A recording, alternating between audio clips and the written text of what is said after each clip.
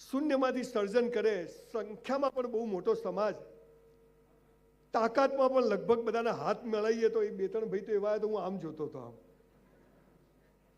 એવો તાકાતવર સમાજ કંઈક ચૂકે છે, કંઈક મિસિંગ છે.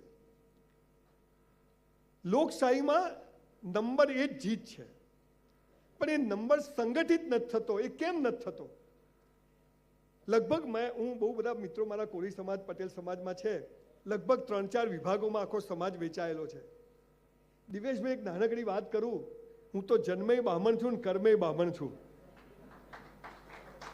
હું નાત જાતમાં માનતો નથી, કેમ કે કૃષ્ણ ભગવાને ગીતાના 4થા અધ્યાયના 13મા શ્લોકમાં કહ્યું છે કે મેં જન્મને આધારે જાતિ નથી બનાવી, કર્મને આધારે બનાવી છે. તું જેવું કર્મ કરશે એવો તું ઓળખાશે.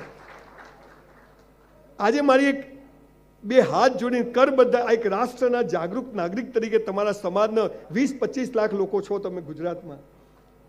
જો 3-4 સમાજમાં વેચાઈ જઈએ ને તો આપણા સિંગ ચણા આવે નહીં સાહેબ.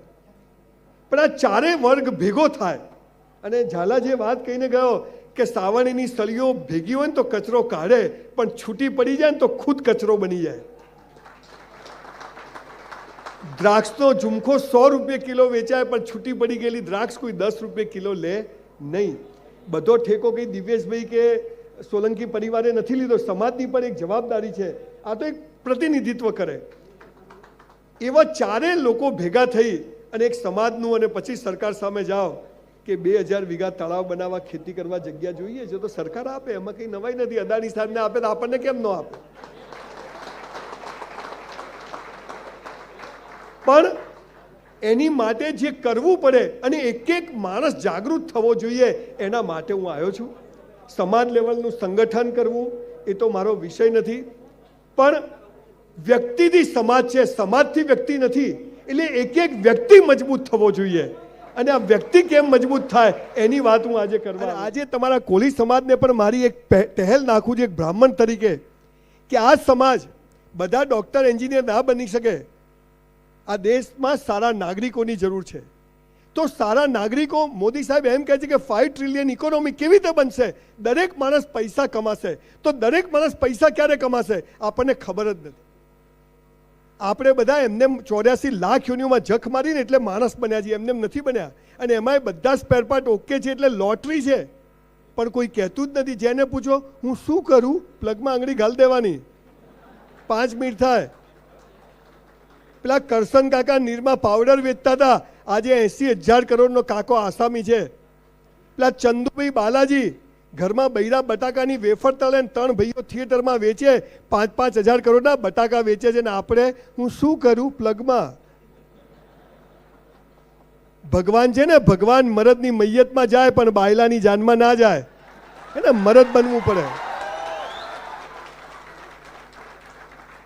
બધે પુરુષોત્તમભાઈ, નીરાબેન, દિવેશભાઈ નહીં આવે.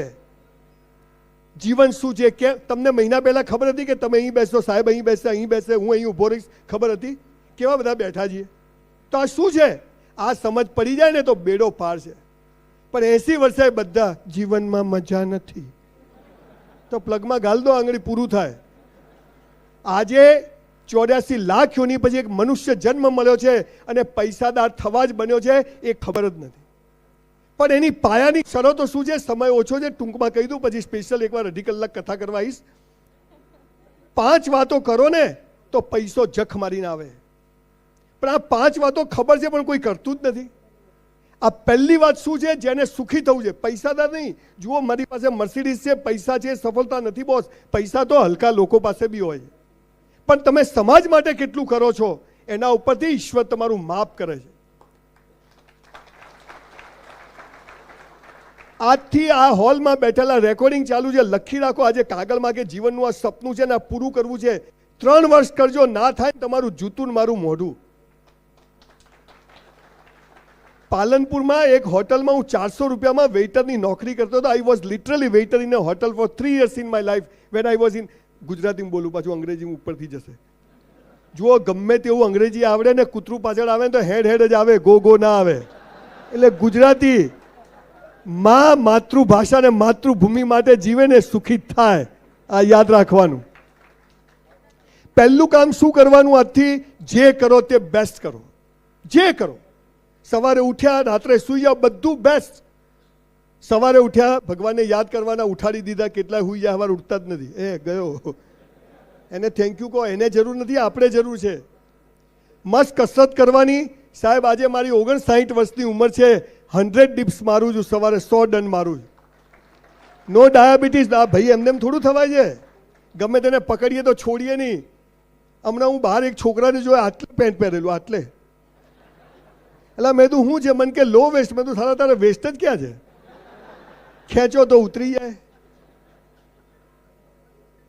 કોળી પટેલના દીકરાજીએ કોઈને પકડીએ ને તો છોડીએ નહીં. આ બાવડું મજબૂત છે, આપણા વાતો કરે છે, આ છે.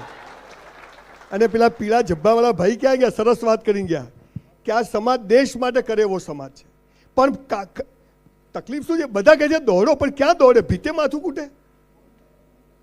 ધ્યેય ઊંચો રાખોલા, મંગલ પર ઘર બનાવ, બની જાય બાપાનો બગીચો છે. અહીંયા ભાડે નથી મળતું સુરતમાં. પણ એ ગરીબ ઘરમાં જન્મ્યો, 5000 પુસ્તકો વાંચ્યો, 100 કરોડપતિઓને મળીને હું જે શીખ્યો એ તમને કહેવા આવ્યો છું સાહેબ.